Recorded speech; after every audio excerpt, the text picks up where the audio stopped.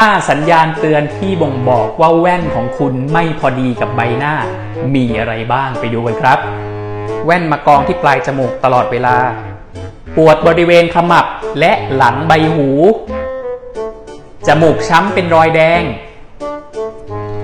มีอาการเมื่อยล้าดวงตา